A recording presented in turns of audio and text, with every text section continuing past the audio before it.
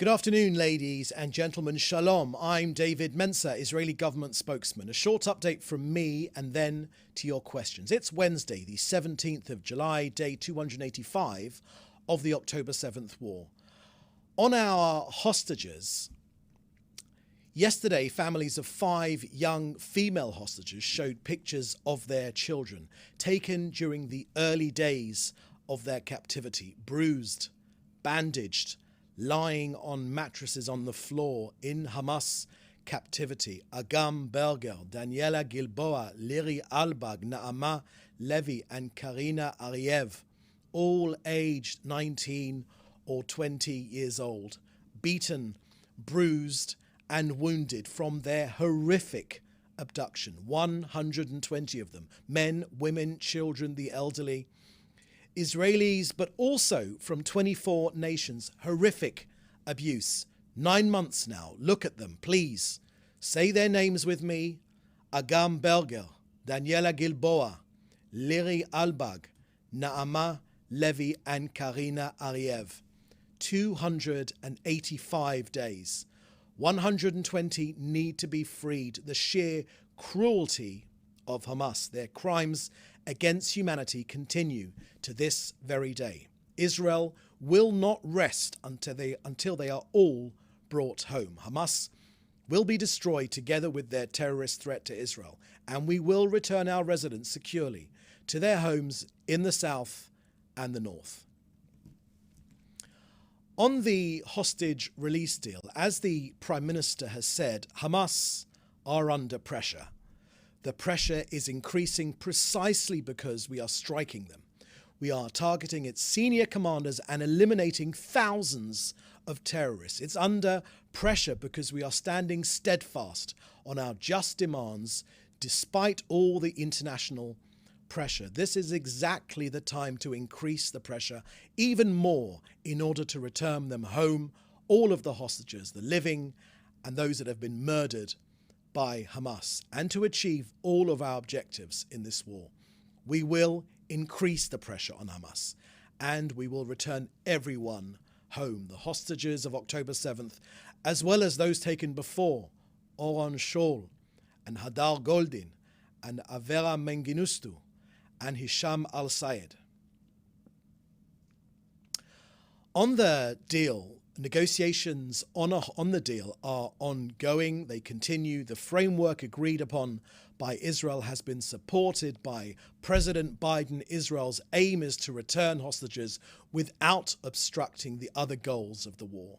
In the negotiations, Israel insists upon these basic demands. First, the option to return to fighting until all the goals of the war are met, the prevention of smuggling ammunition from Egypt into Gaza, preventing the return of thousands of armed terrorists to the north of Gaza Strip, and of course maximizing the number of living hostages that return from Hamas captivity.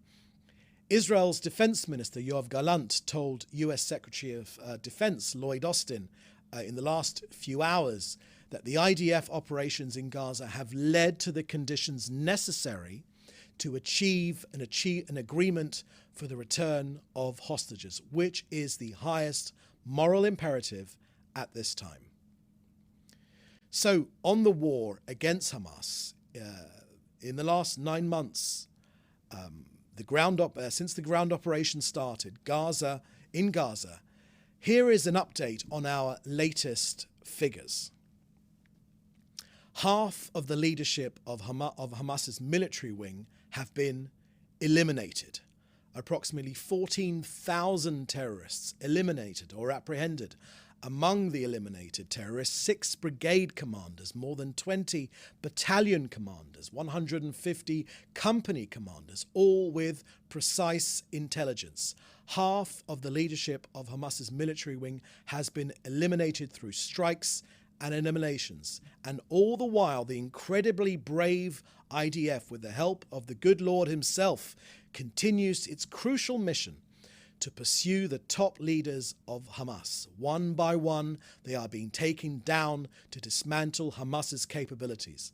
IDF has struck 37,000 targets from the air within Gaza, more than 25,000 1,000 terrorist infrastructure and launch sites have been destroyed. IDF have focused efforts on locating terrorists embedded in hospitals, in schools, in UNRWA schools, in humanitarian shelters.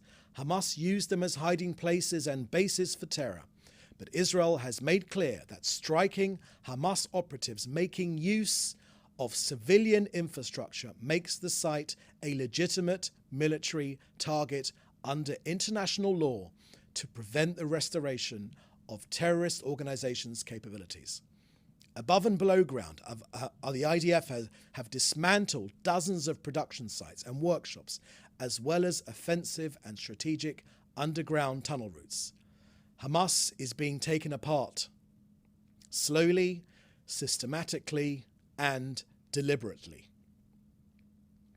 Now an update from COGAT in their work coordinating aid into Gaza. Over the last 24 hours, 206 aid trucks were transferred into Gaza. Trucks from Egypt, Jordan and Israel have entered via Kerem Shalom and Erez, as well as a convoy that entered via Gate 96. 6 tankers of cooking gas were transferred into Gaza. And today, Kerem Shalom, which as you know is the main humanitarian aid crossing into Gaza, came under Hamas fire. Hamas are actually firing at the point where the aid comes in. It's clear that Hamas will do literally anything to prevent the aid from reaching the people of Gaza. So since the beginning of this war, over 41,200 trucks delivering more than 780,000 tons of humanitarian aid have entered Gaza. That's more food and aid enters Gaza Strip every single day, more than enough food to feed all the people there. 80% more food compared to before October the 7th. Now, the UN, of course, should divert its efforts from its mechanical, systematic condemnation of Israel and instead divert their energy to sending more trucks and forklift trucks to get the aid to ordinary Gazans. But unfortunately, Gazans shouldn't hold their breaths because UNRWA has been infiltrated by terrorists. The facilities of the UN agency in Gaza provide cover for Hamas and Palestinian Islamic Jihad. Many of its employees are terrorists. Israel has provided UNRWA with a list of over 100 of its staff, and there are many, many more who have been identified as terror operatives. But UNRWA in Gaza is unfortunately unfixable. Countries should stop funding it with their taxpayers' hard-earned money and divert it to reliable humanitarian organizations without links to terrorism. So that's the end of our briefing today. I will now take your questions, which you should put in the chat together with your news outlet. Okay, first question here is from Joel Pollack at Breitbart News. Former President Trump reposted the Prime Minister Netanyahu's message after the assassination attempt. Is this a sign of renewed warmth between the two?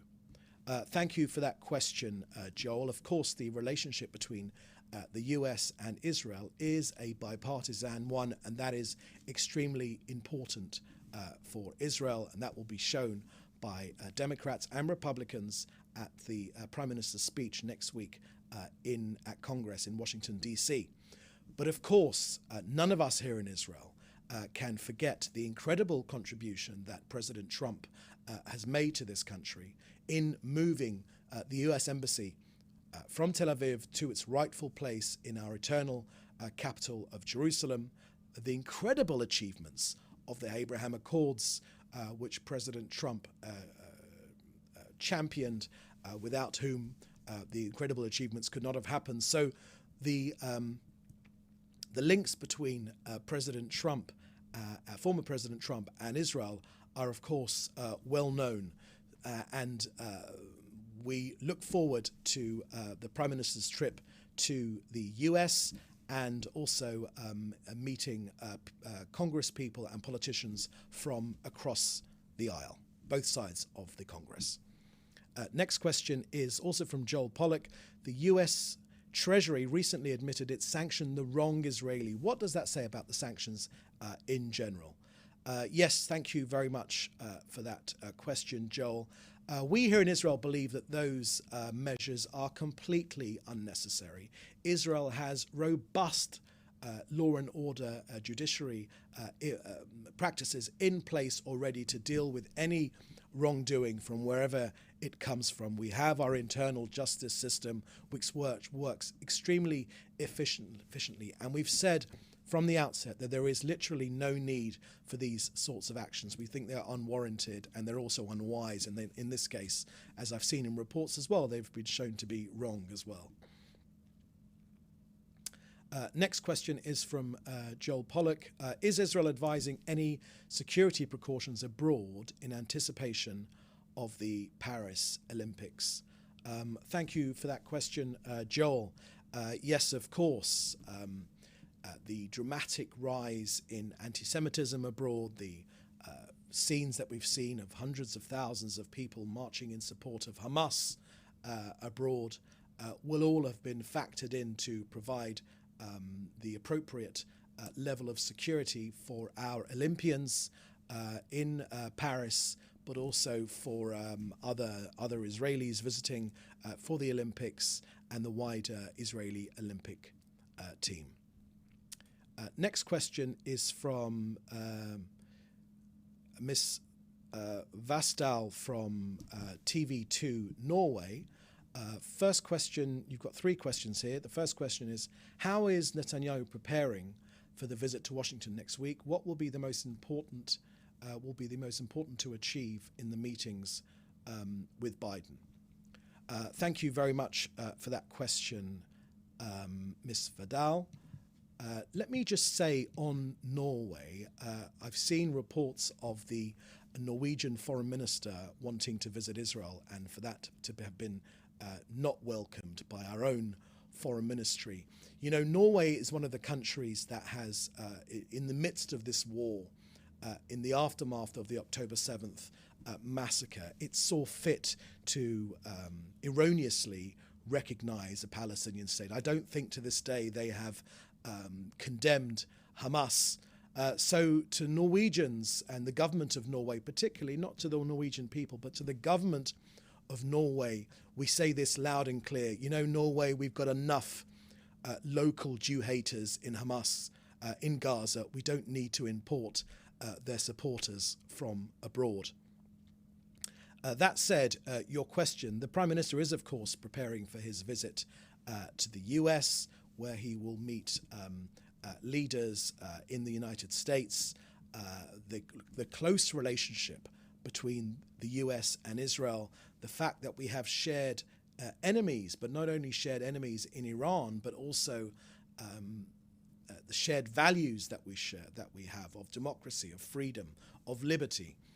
Those are the things which bind our two nations together. Our enemies, like Iran, they of course call us the little Satan, but they call the US the great Satan, and they include in that other democracies as well. What will be the most important, you ask about the meetings with President Biden. The Prime Minister's schedule hasn't come out yet. It will be coming out very, very shortly ahead of the trip, and we'll be able to share who our Prime Minister is meeting in the US. But in deepening that relationship, I think, is the most important aspect of this visit. The next question you ask is, the US recently criticized Israel for the number of civilian deaths in Gaza. How come there is still bombing of what the UN claims to be UNRWA schools? Thank you very much for that question. I saw the Matt Miller at the State Department's comments talking about civilian deaths. Of course, every single civilian death is a tragedy, but it's a key part of Hamas's strategy to embed themselves. In fact, I would say quite clearly, and we know this for a fact, that Hamas would like 10 times more Gazan civilians to have been killed. 10 times. Now, the facts are this. You haven't included it in your question. These UNRWA schools are used by Hamas and Islamic Jihad to take shelter. They specifically embed themselves into areas where there are civilians. That is a key part of their strategy. Even the leadership of the Palestinian Authority, even them say that Hamas, they criticize Hamas, not for the October 7th massacre, but from fighting within the Palestinian, within Palestinian, amongst ordinary Gazans. And I made clear in this briefing that Israeli army going after these terrorists in order to stop them from committing terrorist acts is legitimate under international law. We will always make up-teen efforts to ensure that Gazan civilians are moved out of harm's way whenever possible. That's been a key war aim, and that is the reason why after this war it will be shown that the number of the terrorists to Gazan civilian ratio is lower than in any similar urban warfare combat war that there has ever been. We believe it's as low as 1 to 1. The UN average is closer to 1 to 8. So I would be, I think you should correct that misnomer that we're targeting UNRWA schools. We're targeting Hamas terrorists in civilian areas, and they are legitimate targets. Every civilian death is a tragedy, but it is the responsibility for those for Gaza and ordinary Gazans' death fall at the feet squarely of Hamas. Third question from TV2 Norway is, what is Hamas's capabilities after the successful elimination of Rafah Salama? Any news on Mohammed Daif? Thank you for those two questions. I've made clear earlier in my briefing our assessment of Hamas's capabilities. We're continuing to go after them. We have smashed the 24 battalions. Many in the West, including in Norway, told us that we should not go into Rafah, that we should not go into Khan Yunis, that we should not go after Hamas, but we are smashing them piece by piece, deliberately, systematically. We're going after these terrorists, and no one should be any in doubt that given half a chance they will regroup. But the only reason that we are making success with these hostage release negotiations is precisely because of the unrelenting military pressure being put on the neck of Hamas. These are murderers. They are murderers, filthy, filthy murderers, but we're going after them, and we won't rest until Hamas is defeated militarily and their governmental strategies. We bring all of our hostages home, and of course we ensure that Gaza can never be a threat to Israel again. Next question is from David Clement from the News Forum. Human Rights Watch has released a report confirming that Hamas and affiliated fighters committed war crimes and crimes against humanity. Human Rights Watch has regularly been critical of Israel and the IDF. Does the Prime Minister's office have a response to that report? Thank you very much, David, for that question. Israel did not need the Human Rights Watch report. We had the video footage, the live stream GoPro video footage, which Hamas themselves filmed, of the rapes, of the beheading, of the burning of families alive, of the mutilations, of the terrible horrors that have not been meted against the Jewish people since the time of the Holocaust. This was the largest day of Jew killing since the end of the Second World War. And that is why we do not need any reports from anywhere else to tell us that what Hamas did was a breach of international law. We've got the video footage to prove it, for heaven's sake. And it's welcome that some of these pseudo NGOs are now admitting that there was human rights abuse as well. For heaven's sake, we've been seeing these things for we've been reporting these things for 9 months now. Hamas are enemies of civilization. We're on the front line of this battle, and we will defeat them. Next question is from Jim Williams from Zenga. Yesterday, the State Department press briefing, Matt Miller, and the White House briefing with Karine Jean-Pierre both emphasized that silence should not be interpreted as a lack of progress in the hostage ceasefire talks. Miller mentioned that CIA Director Bill Burns and representatives from Israel, Qatar, Egypt, and Hamas are engaged in round-the-clock discussions to secure the hostages' release. Is this consistent with the information coming out of the Prime Minister's office? Thank you very much for that question, Jim. Throughout this hostage release negotiations, there are two things which are clear. Number one, it's been Hamas that have walked away every single time. Why are they not walking away now? It's because of the sustained military pressure. The Prime Minister has made clear just in the last few minutes in his speaking to the Knesset, our parliament, whereas in the past Hamas have been adamant and not bent, our military pressure has forced them to bend.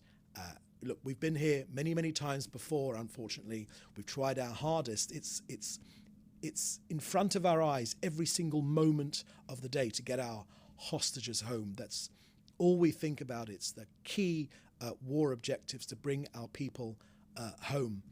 But we know that this pressure is having an effect on Hamas. The second thing is that, with permission, Jim, and you'll forgive me, we're not giving a running commentary on the status of these negotiations because lives literally hang in the balance. So you'll forgive me for not giving you the ins and the outs of every single thing which has happened. But within this briefing I've just given you, a pretty comprehensive statement of the current status quo and Israel's position. Next. From another question from Joel Pollock. Does the Trump post reflect warming of relations with Netanyahu after a chill? Thank you very much for that question, Joel. Look, I've made clear in my previous answer to this rephrased same question, is that Israelis and the Prime Minister remember very, very well the incredible support which President Trump, while he was in office, gave to this country. And I talked about the Abraham Accords, which were absolutely unprecedented and still remain the basis for future negotiations with other Arab states, notably Saudi Arabia. So we remain extremely grateful for that fact. And of course, moving our embassy from Tel Aviv to its rightful place, moving the US embassy from its rightful place, moving it to Jerusalem, the eternal capital of this people. Many presidents in the past promised to do it.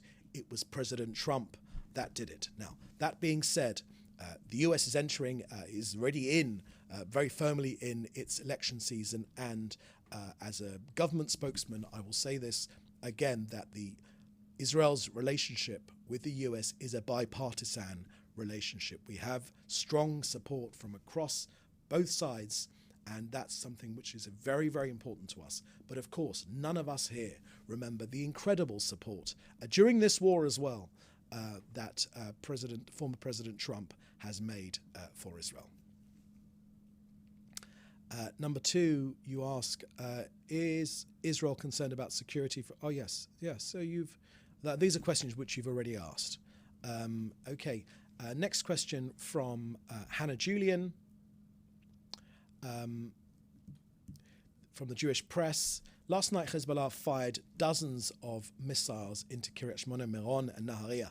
The war of attrition continues, and Israel likewise continues to chip away at Hezbollah's resources in southern Lebanon. Are there any other diplomatic options left in pursuit of a resolution in the north? And if so, what might they be? If not, what's stopping Israel from ending this war of attrition? Thank you very much for that question. Hannah, look, you say that we're chipping away. We are not chipping away, Hannah, if I may correct you.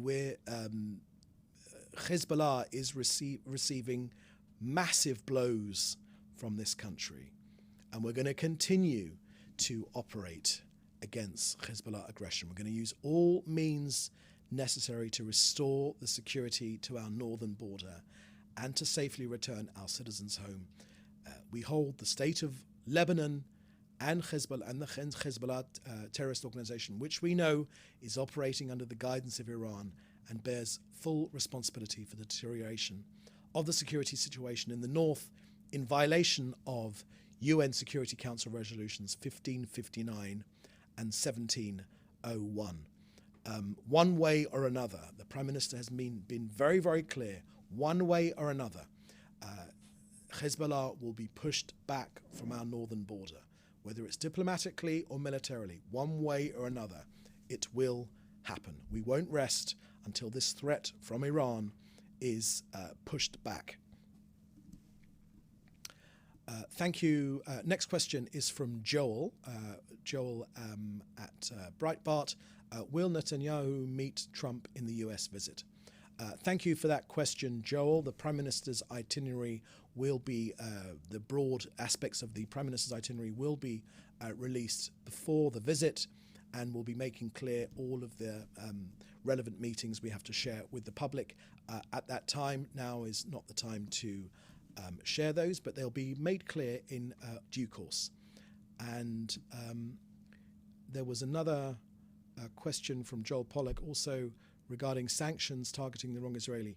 Yeah, no, I think I answered that question. Can you just scroll up to the top slowly so I can see if we've missed any other questions?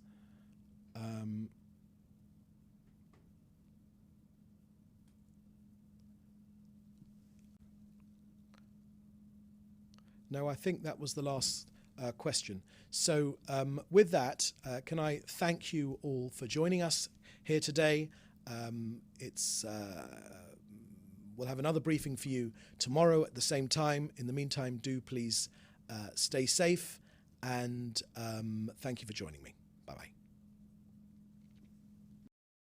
Thanks for watching. Drop a comment below. Don't forget to like, share, and hit subscribe to stay updated with our latest content. Until next time, stay informed and inspired. This is Dejobnik signing off.